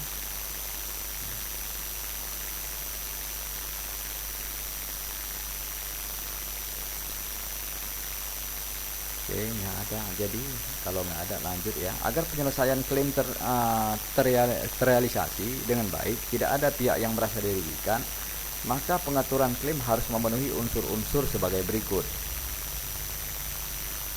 Yang pertama, kriteria klaim. Ya, kriteria klaim artinya untuk mengajukan klaim harus memenuhi kriteria yang sudah disepakati dalam keadaan bagaimana suatu klaim dibayar atau memenuhi syarat klaim. Jadi ini kriterianya harus jelas dan harus memenuhi syarat Bapak Ibu sekalian ya. Yang kedua selanjutnya ini B, besaran klaim. Besarnya klaim berupa besarnya nilai klaim yang dapat diajukan kepada supplier. Apakah hanya terbatas pada nilai free on board FOB atau nilai cost insurance freight CIF, ataukah termasuk di dalamnya biaya-biaya inland transport? Itu besaran klaim juga harus jelas Bapak Ibu sekalian ya. Berapa nilainya ya, semua kos-kos yang timbul itu apakah kita bebankan klaimnya ya. semua nilai besaran klaim ini harus jelas disampaikan Bapak Ibu sekalian ya. Jadi kondisi klaim. Oke. Kemudian biaya-biaya penyelesaian pabean seperti biaya masuk import ya, biaya masuk import ya, pajak-pajaknya, bagaimana penyelesaian tentang biaya processing, cleaning dan lain-lain, biaya yang timbul, hal-hal seperti yang perlu mendapat perhatian sebelum klaim bermunculan. Jadi seluruh biaya-biaya kos yang timbul ini harus diperhitungkan apakah ini diajukan ke dalam proses klaim ya Bapak Ibu. Kemudian yang C, jangka waktu klaim yang diizinkan biasanya diberikan tidak lebih dari 3 bulan sejak keberangkatan kapal atau setelah tibanya barang. Jadi klaim itu berlaku itu 3 bulan Bapak Ibu sekalian. Jadi kalau lebih dari masa 3 bulan yang akan kemudian misalnya 1 tahun kita melakukan klaim, ya sudah nggak berlaku Bapak Ibu sekalian, karena klaim itu ada jangka waktu klaim ya yang memang diizinkan oleh biasanya itu perusahaan-perusahaan klaim, perusahaan jasa asuransi. Jadi itu ada maksimal 3 bulan. Kalau lebih dari 3 bulan kita nggak ada mengajukan klaim, artinya tidak ada masalah. Jadi kalau kita mengajukan klaim lebih dari 3 bulan Bapak Ibu, ini klaimnya dianggap gugur dan tidak berlaku Bapak Ibu sekalian. Jadi jika tidak ditegaskan klaim akan datang setelah jangka waktu yang telah berlarut, bahkan setelah bertahun-tahun pengapalan. Jadi ini sudah tidak dibolehkan Bapak Ibu sekalian. Kemudian D, apa yang harus dilampirkan di dalam pengajuan klaim Bapak Ibu sekalian ya. Jadi pengajuan klaim itu harus dilampiri Bapak Ibu sekalian bukti klaim ya, bukti-bukti klaim apa saja. Agar klaim dapat diproses sebagaimana mestinya, pihak yang mengajukan klaim harus melengkapi permintaan klaim dengan sejumlah dokumentasi. Jadi bukti-bukti dokumen klaim itu harus lengkap Bapak Ibu sekalian, harus lengkap, dilampirkan semua dokumen-dokumen untuk mengajukan proses klaim. Ya, dokumen-dokumen apa saja Bapak Ibu sekalian? Ya, misalnya harus dipenuhi adalah survey report misalnya, adjuster report, packing memo, packing list invoice, defective sampel, foto. Dengan bukti tersebut suatu klaim semestinya dapat dipertimbangkan untuk pembayaran klaim Bapak Ibu sekalian. Jadi seluruh dokumen klaim, dokumen-dokumen yang ada itu harus dipenuhi Bapak Ibu sekalian. Ya, misalnya analisis report surveyor, argus report, packing memo, defective sampel, foto ya. Dengan bukti tersebut suatu klaim semestinya dipertimbangkan untuk dibayar Bapak Ibu sekalian ya. Oke. Kita lanjut. 13 hal-hal lainnya di luar ke-12 rincian yang harus dicantumkan di dalam suatu kontrak distribusi, maka perlu dicantumkan juga dan perlu dicantumkan hal-hal lainnya yang kelihatannya tidak terlalu prinsip namun tetap akan menjadi batu sandungan jika tidak dipelajari dari awal ya, gitu. Jadi harus diketahui hal lain yang ke-12 itu rincian yang harus dicantumkan di dalam suatu kontrak dagang atau MOU Bapak Ibu sekalian. Jadi makanya harus semua diperjelas ya, konsep-konsep di dalam perjanjian atau memorandum of understanding Bapak Ibu sekalian, supaya tidak menjadi hal-hal yang menyusahkan di belakang hari Bapak Ibu sekalian. Hal-hal yang kelihatannya sepele ini antara lain biaya pembuatan kontrak ya, pihak mana yang menanggung, masalah bantuan teknis, after sale service jika terjadi kepailitan, likuiditas, pihak-pihak mana yang harus meneruskan realisasi transaksi bisnis, asuransi terhadap pihak ketiga, third party liability dan lain-lain masalah yang berkaitan dengan kontrak Bapak Ibu. Jadi ini harus dilampirkan semua, harus dipertimbangkan semua secara matang ya, kira-kira konsep risikonya seperti apa, tanggung jawabnya pihak mana seperti apa, kemampuannya kita sebagai eksportir, ini harus diperjelas semua di dalam MOU Bapak Ibu sekalian. Kemudian isi Bapak Ibu sekalian ya, isi dasar di dalam sales kontrak ya, apa saja. Pada dasarnya suatu kontrak dagang minimal yang berisikan perihal sebagai berikut ya. Yang pertama itu nilai ya, nilai itu jadi harga satuan dari komoditi. Jadi nilai di invoice itu harus jelas berapa nilainya, nilai barang berapa ya, yang apakah kita menggunakan misalnya nilai barang dengan mata uang misalnya US dollar, dolar Singapura ya, dolar Eropa, euro ya, euro misalnya ya. Jadi kita menggunakan mata uang apa dan nilainya harus jelas Bapak Ibu sekalian. Kemudian yang kedua kuantum volume ya dari komoditi. Jadi misalnya beratnya berapa, volumenya berapa ya. Ini harus jelas volumenya berapa.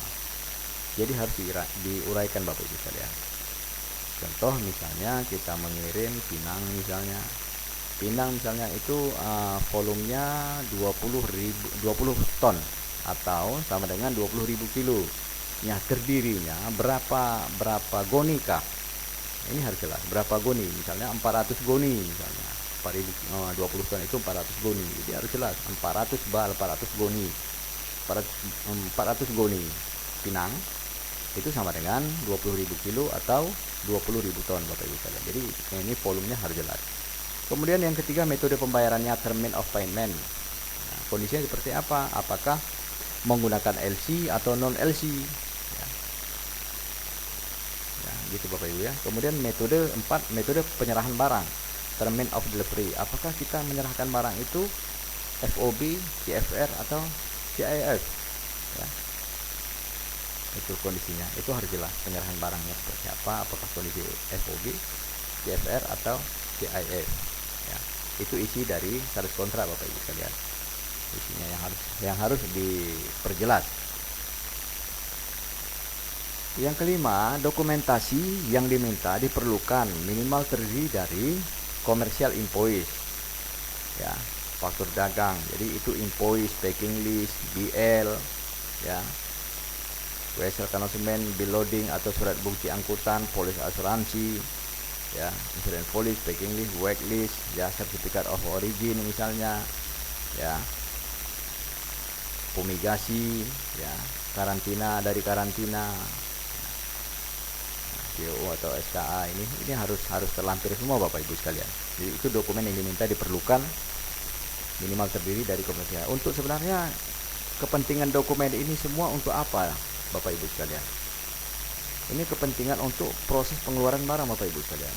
Jadi ini kepentingan dokumen, proses untuk pengeluaran barang.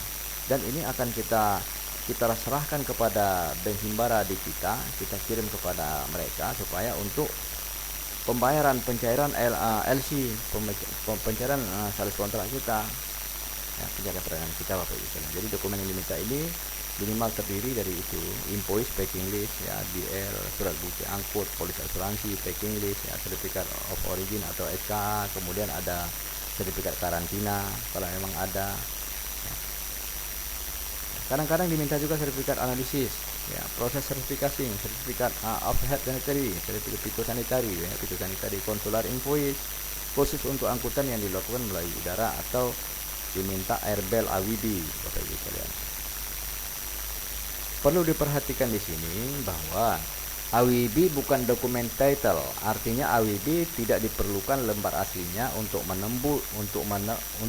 menembus komoditi pada perusahaan penerbangan. Ya, sebaliknya BL adalah dokumen title.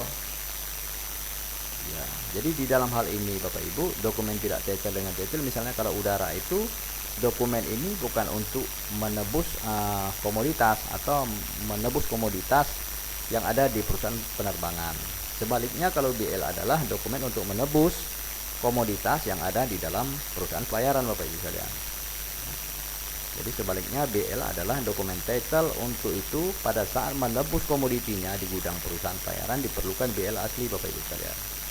Beda dengan AWB. Kalau AWB itu untuk menebus kargo kita di perusahaan penerbangan tidak perlu Bapak Ibu sekalian ya. Ya. Tidak perlu menggunakan AWB. Beda dengan BL. Kalau BL itu adalah dokumen title, memang untuk itu pada saat menebus komoditinya di gudang perusahaan atau pelayaran diperlukan BL asli Bapak Ibu sekalian. Ya. Kemudian kita lanjut cara-cara pengapalan partai shipment atau transhipment ya. Cara-cara pengapalan. Apakah itu sistem pengapalan kita itu menggunakan partai shipment misalnya full container load atau ya partai shipment full container load. Kalau transhipment ini seperti apa Bapak Ibu? Kalau transhipment itu ya LCL ya.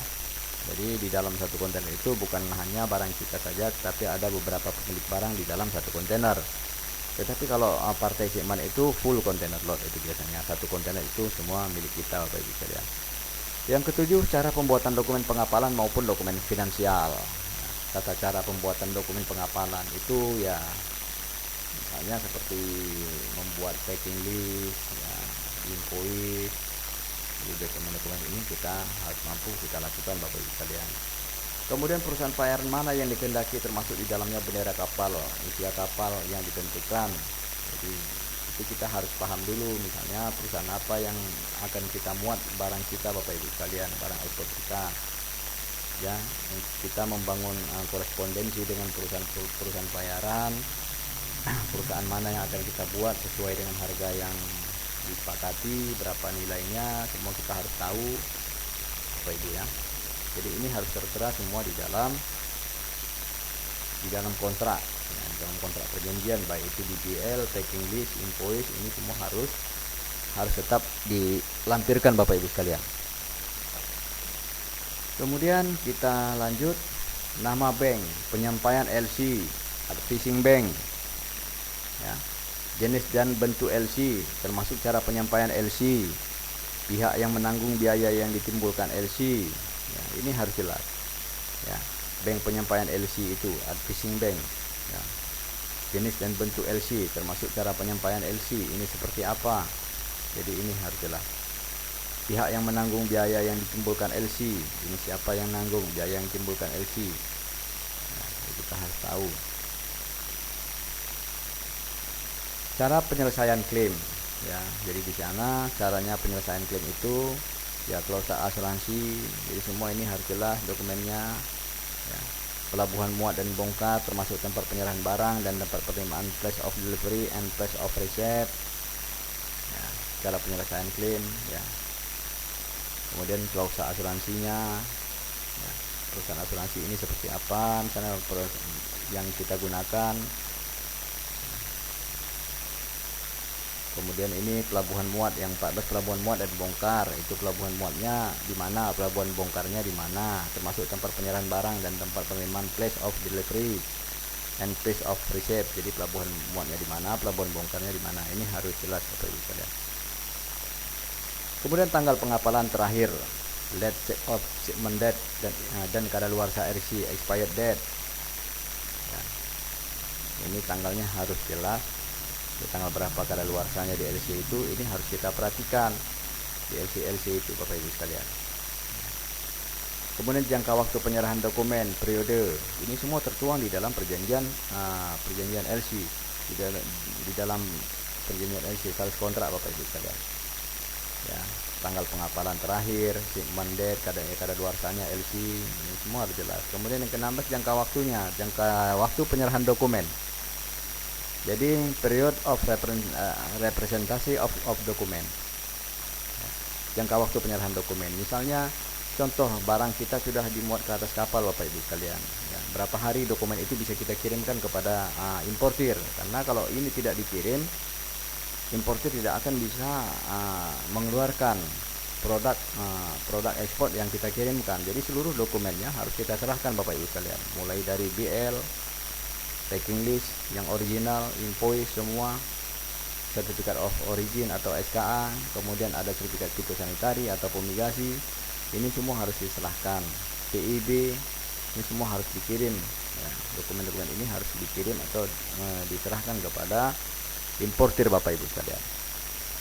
Ya, kemudian shipping mark pada kemasan. Jadi ini sisi marking Bapak Ibu sekalian. Kenapa ini sangat penting? Ya, marking ini sangat penting sebenarnya, diberikan labeling pada kemasan-kemasan kita. Jadi supaya pihak importir itu mengetahui bahwa ini shippingnya sekian, komoditinya sekian, kuilnya sekian. Itu perlunya diberikan merek pada kemasan. Jadi importir akan melihat bahwa kemasan kita memang benar-benar bagus dan relevan. Ya, jadi ini harus itu fungsi diberikan shipping mark. Kemudian klausa khusus spesial kondisi, ya, klausa khusus spesial kondisi. Terminologi sales kontrak Bapak Ibu sekalian. Jadi di dalam ini di terminologi sales kontrak, jika kita telusuri lebih jauh, terdapat beberapa istilah yang mempunyai pengertian yang sama dengan sales kontrak, yang pada dasarnya memiliki fungsi yang sama pula. Istilah-istilah tersebut adalah order set, itu yang pernah saya sampaikan. Yang pertama, order set itu Order set yang disiapkan oleh buyer importir. Jika order set ini berisikan rincian yang sama dengan sales kontrak, disepakati oleh kedua belah pihak dengan membubuhkan tanda tangan masing-masing sebagai tanda persetujuan, maka order set ini berubah bentuknya sebagai sales kontrak. Nah, jadi order set ini adalah permintaan Bapak Ibu sekalian. Jadi ini order set, jadi permintaan. Dan ini dikirimkan oleh importir kepada kita sebagai eksportir untuk sama-sama kita sepakati. Maka itu nantinya akan tertuang ke dalam sales kontrak Bapak Ibu atau dalam MOU ya. Itu order set. Kemudian purchase order, PO ya, atau PO. PO juga sering dijumpai dalam suatu transaksi ekspor impor, menggantikan sales kontrak. PO disiapkan oleh buyer untuk melakukan suatu pesanan kepada seller. Ya, seller itu kita sebagai penjual atau eksportir Bapak Ibu sekalian.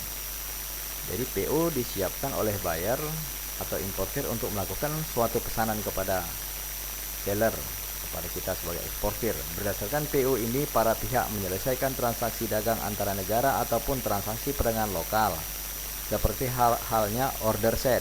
Maka PO pada akhirnya juga identik dengan sales kontrak yang mendasari suatu transaksi ekspor impor Bapak Ibu. Ya, itu fungsinya PO ya, purchase order Bapak Ibu sekalian.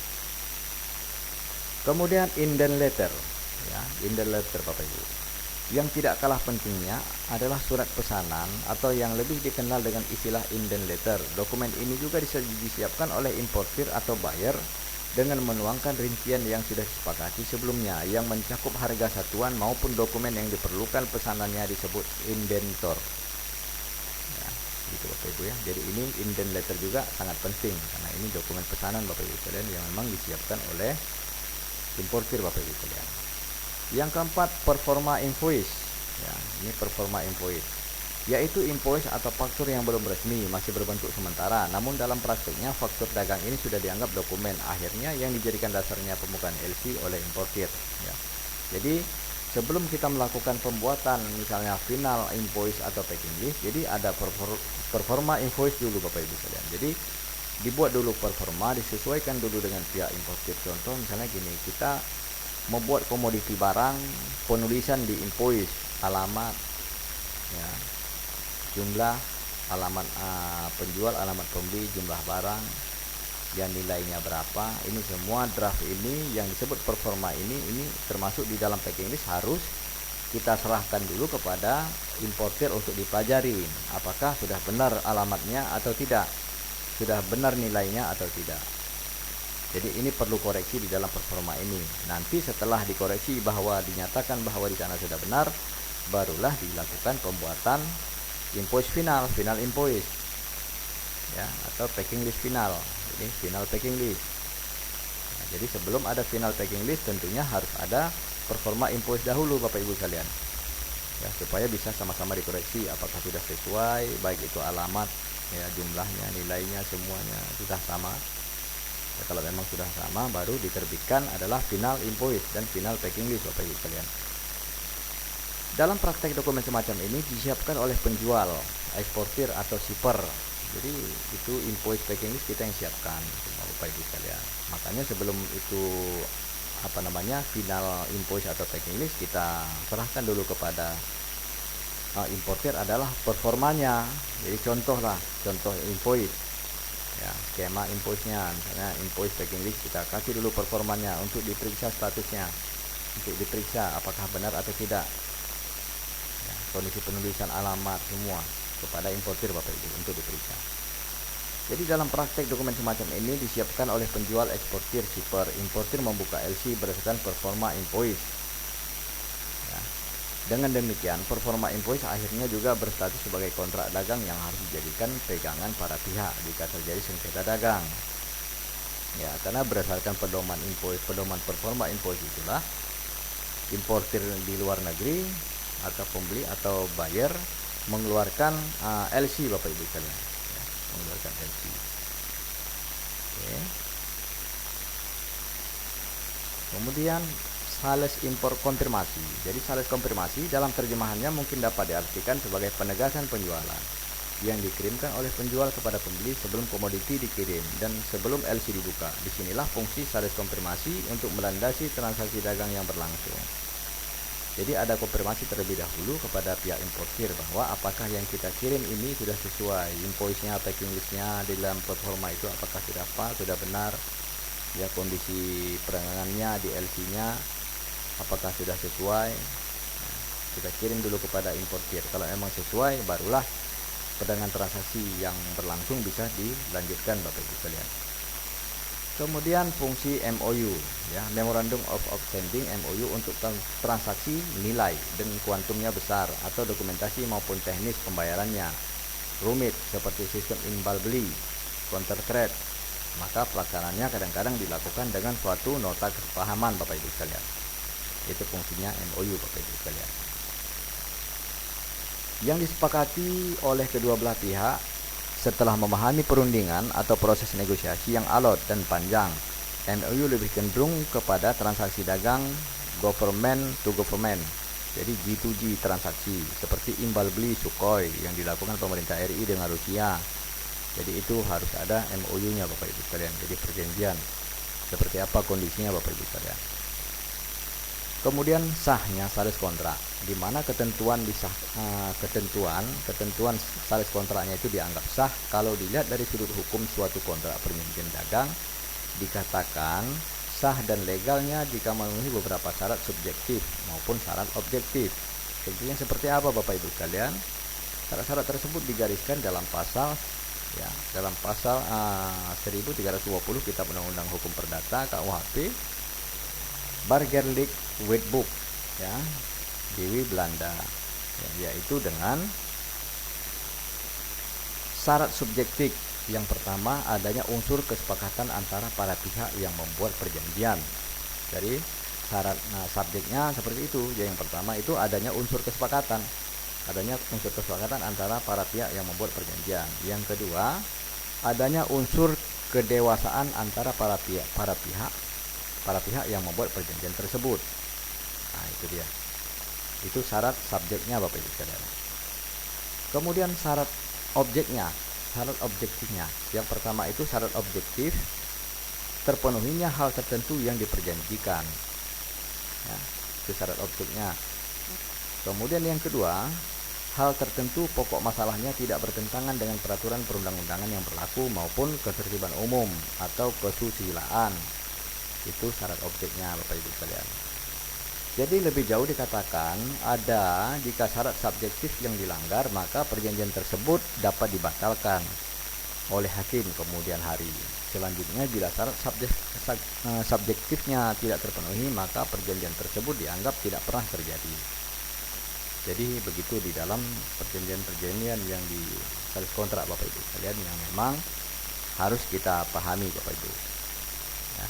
Di tahapan ini Bapak Ibu mungkin ada pertanyaan di tahapan ini, silahkan Bapak Ibu menggunakan fitur chat maupun mikrofon langsung bertanya, silahkan Bapak Ibu, kami akan menjawab.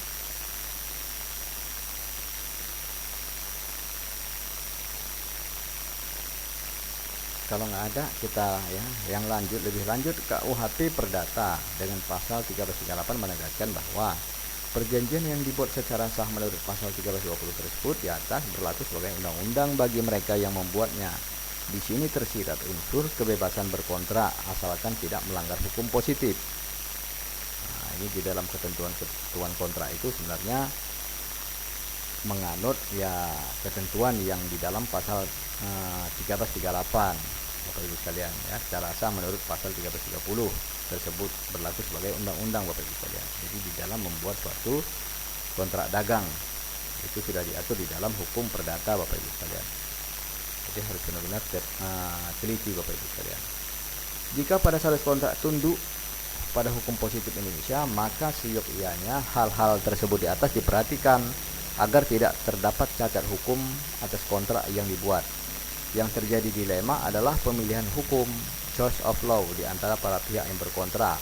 Ya, pemilihan hukum, misalnya mereka menggunakan hukumnya di negara mereka, ya inilah kadang-kadang sering terjadi dilema karena hukum di negara mereka itu berbeda-beda negara apa yang kita lakukan ekspornya. Jadi ini kadang-kadang sering terjadi dilema Bapak Ibu sekalian.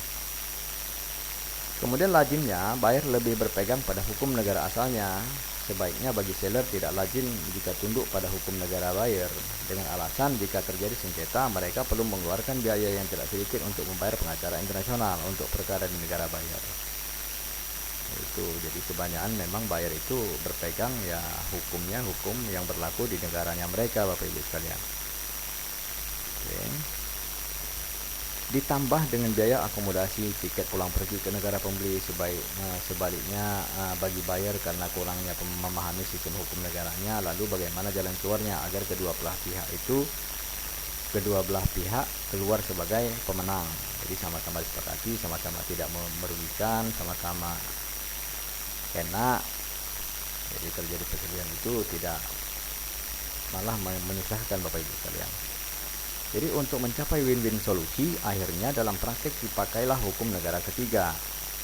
Jadi apa itu hukum negara ketiga? Untuk itu perlu dicatat bahwa hukum negara ketiga hanya berlaku applicable jika transaksi ekspor impor tersebut ada kolerasinya dengan negara ketiga, katakanlah bahan baku atau teknologi berasal dari negara-negara tersebut.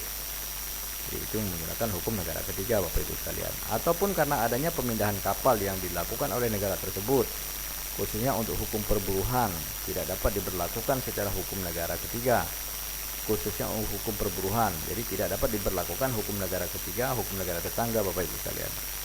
Kalau untuk hukum buruh itu tidak bisa Bapak Ibu sekalian ya, menggunakan hukum negara ketiga. Adapun juga pertimbangan lain dari seller, dari penjual untuk tidak dapat menerapkan hukum lokal karena keputusan pengadilan negeri di Indonesia belum tentu diakui di luar negeri. Ya bisa-bisa diadili ulang sehingga untuk eksekusinya akan mengalami kesulitan. Jadi inilah kadang-kadang yang menjadi dilema di dalam perdagangan kita ya, ekspor impor. Dalam perjanjian misalnya terjadi sengketa dengan apa jika buyer atau importer menggunakan sistem hukum yang berlaku di negara masing-masing, negara mereka masing-masing Bapak Ibu sekalian. Karena di pasal 3 UCP ya 600 UCP 600 Uniform Custom and Practice for Documentary Credit ya, publikasi nomor 600 International Chamber of Commerce Paris yang merupakan dasar hukum LC yang berlaku untuk lebih dari 160 negara dunia termasuk Indonesia. Jadi pasal ini terakhir yang digunakan pasal 3 UCP ini, dan ini berlaku untuk semua negara Bapak Ibu sekalian. Jadi perjanjian International Chamber of Commerce Paris ya. Jadi yang perjanjian nomor 600 International Chamber of Commerce Paris yang merupakan dasar hukum LC yang berlaku untuk lebih dari 160 negara dunia termasuk Indonesia. Ini hukum ini yang peraturan ini yang akan digunakan. Tepatnya pada pasal 3 UCP 600 menegaskan bahwa walaupun kontrak dagang mendasari LC, namun di antara LC dan kontrak adalah terpisah secara fungsional. Artinya buyer tidak menghubungi bank pencari LC, negosiasi bank, playing bank. Hal ini untuk mencegah jangan sampai terjadi overlapping satu sama lainnya.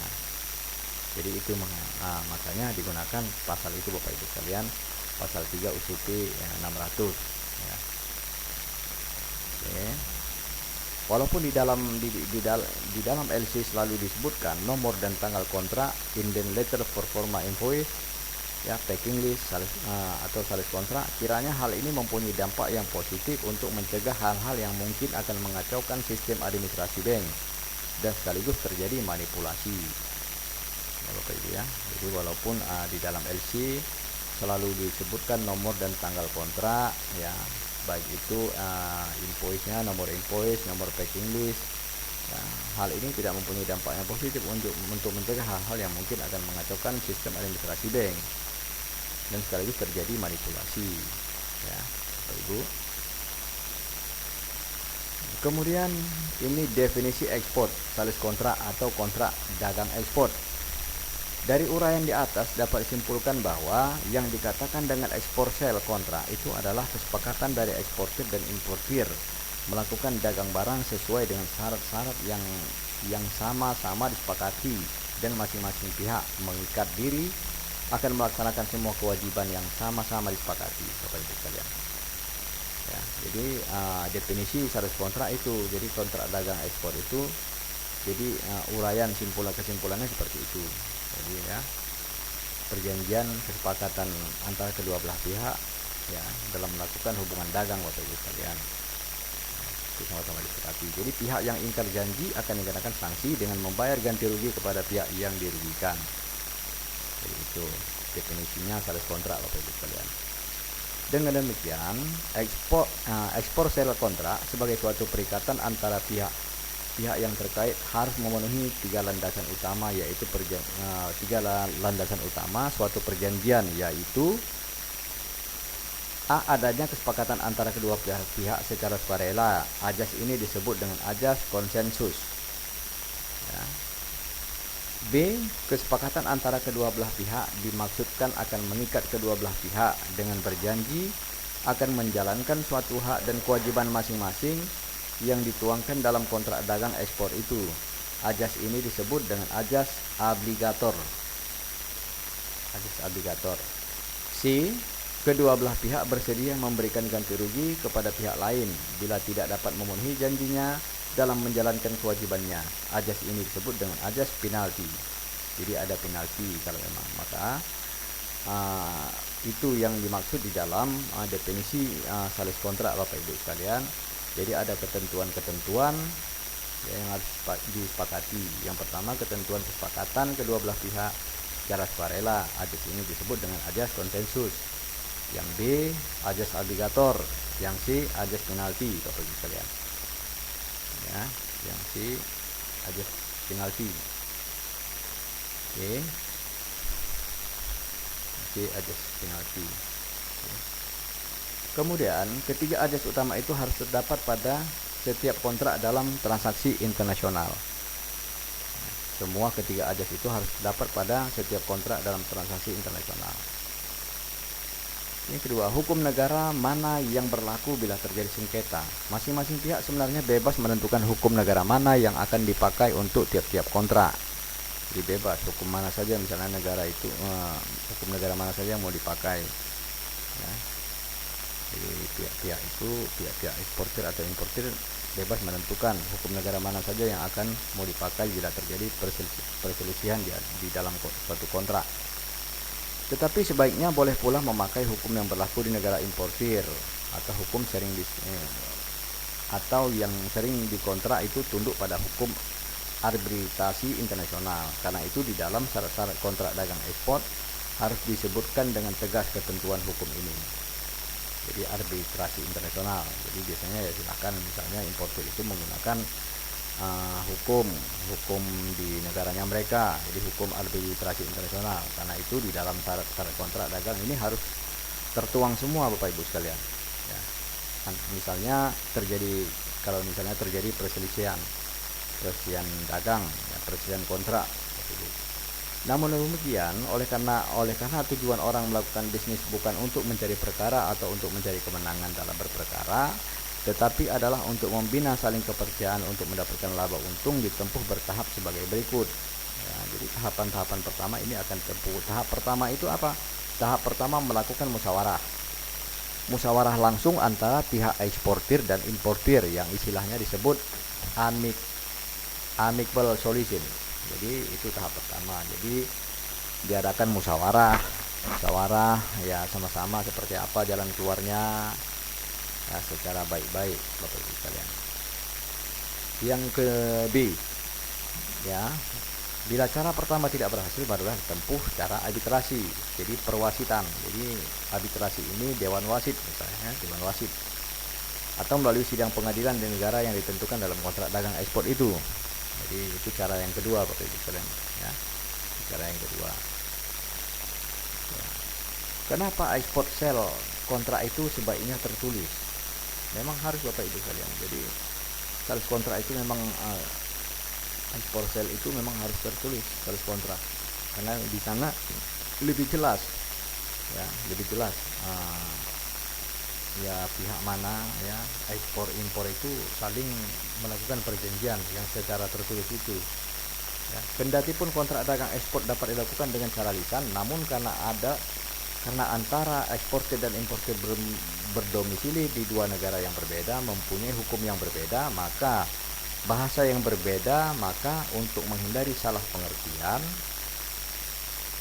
maka sebaiknya hak-hak dan kewajiban dari masing-masing pihak dirumuskan di dalam bentuk tertulis yang kelak dapat dijadikan bukti dalam perkara bila terjadi perbuatan ingkar janji yang membawa sengketa ke pengadilan.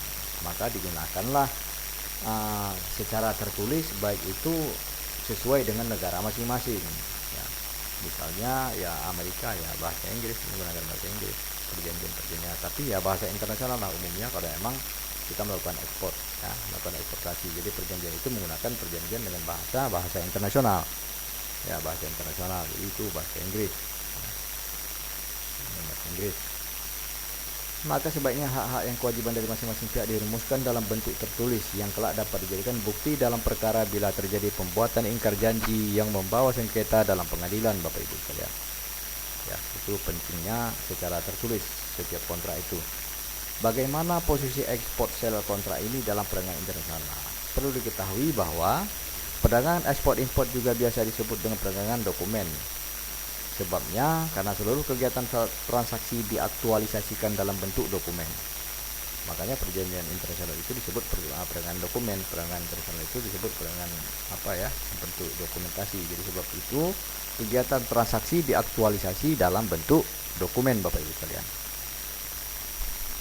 Barang-barang ditawarkan dalam bentuk dokumen yang kita sebut overset.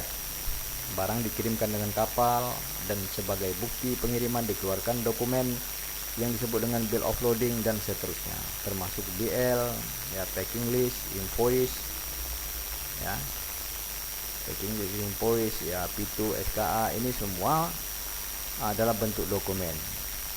Makanya perlu diketahui bahwa perdagangan ekspor impor juga biasa disebut dengan perdagangan dokumen.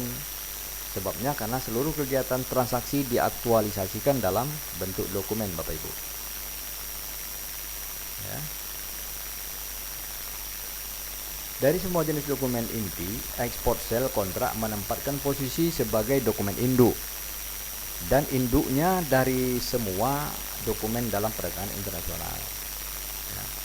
Jadi sales kontrak itu menempatkan posisi sebagai dokumen induk di dalam suatu perjanjian perdagangan internasional, Bapak Ibu. Semua persoalan pada semua dokumen lain akan merujuk pada export sale, yaitu pada export sale kontrak ini. Jadi semua dokumen itu mengacu kepada perjanjian awal, yaitu yang ada di dalam sales kontrak, Bapak Ibu sekalian. Contoh sales kontrak. Jadi sales kontrak ini Bapak Ibu bisa lihat begini contoh sales kontrak. Jadi di dalam sales kontrak ini menggunakan bahasa Inggris, Bapak Ibu sekalian. Jadi nomornya ya, kontrak nomor sekian 2006, this in convert sale purchase order unquoted, jadi PT Tri Arsa ya, Jakarta Indonesia. Ini contoh sales kontraknya seperti itu. Kemudian ada pihak importir ya, misalnya ini Sungsam Corporation, Sungsam ya, jadi alamatnya ini Seoul, Korea. Nah, ini pihak buyer. Kemudian ini bahasanya seperti ini, yang harus ditetapkan adalah Bapak Ibu, ini contoh sales kontrak Bapak Ibu semua. Jadi semua terurai di sini mulai dari produk, Bapak Ibu sekalian ya, supaya lebih jelas ya. Bapak Ibu bisa lihat ini kondisinya. Yang pertama itu produk, Bapak Ibu sekalian ya. Oke, sebentar. Ini nah, di sini jelas Bapak Ibu ya, mulai dari produk. Kemudian ini produknya harus jelas seperti apa namanya, kondisinya, packagingnya seperti apa. Produk. Kemudian ada quantity, kuantinya berapa ton ya, semua harus ada di sini. Kemudian speknya, Bapak Ibu sekalian, ini spek juga harus jelas ya, spek produk yang kita jual ya. Misalnya nitrogennya, kekeringannya, ini semua kadarnya seperti apa, ini speknya harus dijelaskan di dalam sales kontrak ini, Bapak Ibu ya, sales kontrak ya. Bapak Ibu mungkin ada pertanyaan sampai di sini ya, silahkan kalau emang ada pertanyaan ya. Kalau nggak ada, kita akan ini lanjut ya. Jadi begitu juga ini sheet ya, sheet stroke nomor 6 next ya, persen misalnya. Ini sheet nomornya semua ini harus jelas, semua ada di dalam sales kontrak ya. Ukurannya, jadi ukuran kemasan harus sesuai semua. Ukuran kemasannya berapa ya. Ini semua harus tertuang di dalam sales kontrak. Kemudian harga, Bapak-Ibu sekalian, ini yang harus tertuang, yang mendetil di dalam sales kontrak ya. Apakah itu menggunakan US dollar atau euro atau dolar Singapura macam-macam, di sini harus tertuang harganya ya, ini harga. Kemudian payment yang keempat, sistem bayarnya, terminnya seperti apa, ini harus jelas ya. Cara bayarnya seperti apa, sistemnya tanggal berapa, gimana sistem pembayarannya, terminnya seperti apa, apakah 2 minggu setelah barang sampai baru dibayar, atau semua terminnya semua harus tertuang di dalam sales kontrak ini Bapak Ibu sekalian ya. Nah ini beneficiary PT Triaga Indonesia, banknya apa, Bank Ekspor Impor Indonesia ya, ini harus tertuang. Jadi beneficiary ini kita sebagai eksportir, alamatnya kita di mana, kemudian bank yang kita gunakan itu di dalam sales kontrak bank apa, apakah kita menggunakan bank Mandiri, bank Exim, macam-macam. Jadi sini kita tuangkan di sini Bapak Ibu sekalian. Oke. Kemudian loading ya, loading port. Misalnya kita pelabuhan tujuan ini harus jelas, pelabuhan muat ini harus jelas. Ya, pelabuhan asal, pelabuhan pemuatan. Ini loading pelabuhan. Ya. Muatnya di mana? Apakah Tanjung Priok, apakah di Belawan? Ya. Ini terserah ini muatnya di mana, tapi harus jelas sesuai dengan sales kontrak. Kemudian country of origin ya, negara asal Indonesia. Ya, jadwal kapal ini harus tertuang juga, schedule kapalnya tanggal berapa, rencana pemuatan. Ini semua tertuang di dalam sales kontrak. Jadi schedule kapal semua harus jelas, kapan-kapan saja ya. Kemudian 9 loading termin ya, waktu pengiriman ya, pengirimannya, bulk produk ya. Nah, jadi semua ini harus jelas di dalam apa, di dalam sales kontrak itu harus tertuang Bapak Ibu. Termin pengirimannya, lama waktunya, berapa lama barang itu setelah pemuatan dari gudang kita, dari pelabuhan kita, berapa lama sampai ke negara tujuan, misalnya di China, berapa lama sampainya, 15 hari kah, 20 hari, ini semua tertuang di dalam sales kontrak Bapak Ibu sekalian. Kemudian ini time to confirm ya, ini waktu, ini semua ini harus jelas semua di dalam sales kontrak, di dalam perjanjian sales kontrak ini harus jelas disampaikan Bapak Ibu sekalian. Waktunya ya, demuretnya, ketentuan-ketentuan ya, shipment, jadi semua harus jelas di dalam perjanjian sales kontrak itu sendiri. Kemudian order ya, satu loading ya, ini semua juga harus sama. Jadi bahasanya the buyer small under charter the carrying vessel. Jadi semua ini harus jelas, kapasitasnya kapal, rencana muat, semua harus ada di dalam perjanjian perdagangan ekspor impor ya, khusus untuk di sales kontrak yang harus tertuang di dalam sales kontrak Bapak Ibu sekalian. Jadi ini semua harus tertuang. Ada payment dokumennya semua, kemudian invoice, packing list ya, semua ini harus terlampir semua. Kemudian data-data mengenai bill of loading, data dokumen kapal ya, dokumen barang, ini semua harus terlampir di dalam sales kontrak Bapak Ibu sekalian. Kemudian sertifikat, misalnya ada sertifikat dari Skopindo atau sertifikat dari karantina, ini semua juga harus terlampir. Kemudian ada SKA, sertifikat as origin atau COO misalnya, ini juga harus terlampir, harus kita sampaikan kepada pihak importir ya. Dan ini ada tertuang di dalam perjanjian sales kontrak Bapak Ibu sekalian ya. Kemudian copy of table or selection beneficiary, jadi semua penjelasan harus tersampaikan, informasi-informasi mengenai pengiriman barang yang mengenai tanggalnya, tanggal kirim, semua perjanjian barang kita dengan kapal, ini semua harus tertuang ya. Monitoring barang sampai di mana, ini semua harus terperinci di dalam sales kontrak Bapak Ibu sekalian ya. Kemudian yang F ini pengiriman original dokumen. Terus pengiriman dokumen ini harus original, pada kapan kita bisa kirim dokumennya, ini semua terperinci di dalam sales kontrak. Ya, berapa lama setelah barang dikapalkan dan dokumen bisa kita kirimkan kepada si importir Bapak Ibu sekalian. Jadi tanggalnya berapa lama. Jadi ini juga tertuang di dalam sales kontrak itu sendiri Bapak Ibu sekalian.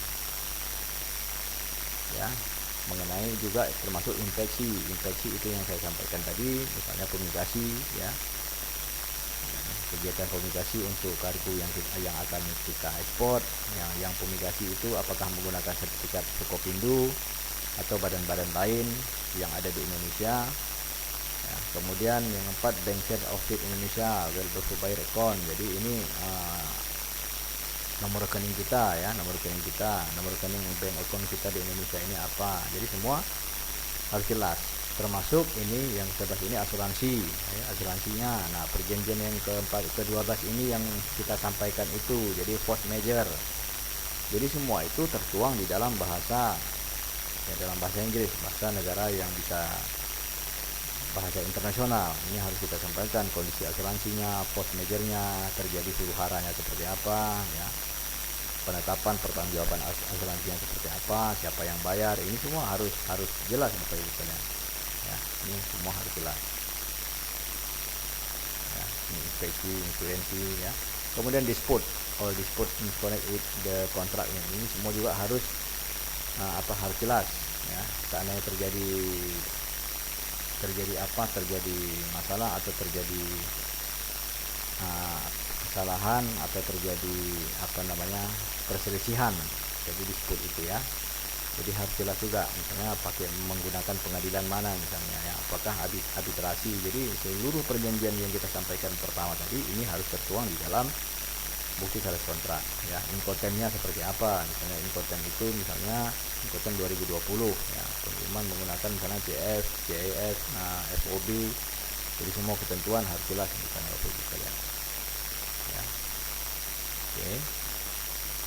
Jadi seluruh perjanjian yang harus tertuang di dalam sales kontrak itu sendiri Bapak Ibu sekalian. Jadi ini contoh-contoh yang harus ada di dalam sales kontrak Bapak Ibu sekalian ya, ini dia sales kontrak. Jadi bayarnya siapa, kemudian sellernya, kita sebagai eksportirnya ya, PT kita, kemudian tanda tangan direktur, kemudian bayarnya siapa, komersial. Jadi seperti itu contohnya Bapak Ibu sekalian ya, contoh sales invoice. Jadi Bapak Ibu di dalam ini mungkin ada pertanyaan, Bapak Ibu silakan bertanya. Jadi ini contohnya, contoh sales kontrak Bapak Ibu sekalian. Jadi kalau emang Bapak Ibu ada mau bertanya, silahkan menggunakan fitur chat Bapak Ibu atau menggunakan mikrofon Bapak Ibu. Kita akan menjawab pertanyaan Bapak Ibu mana kira-kira yang belum dipahami tentang sales kontrak ini Bapak Ibu sekalian.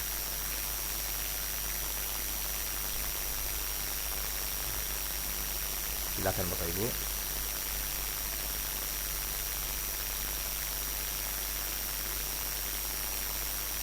Jadi kalau tidak ada ya Bapak Ibu sekalian, kalau tidak ada untuk hari ini saya ucapkan terima kasih Bapak Ibu sekalian yang sudah mengikuti Diklat Ekspor Import level 1 materi sales kontrak Bapak Ibu sekalian. Terima kasih. Assalamualaikum warahmatullahi wabarakatuh.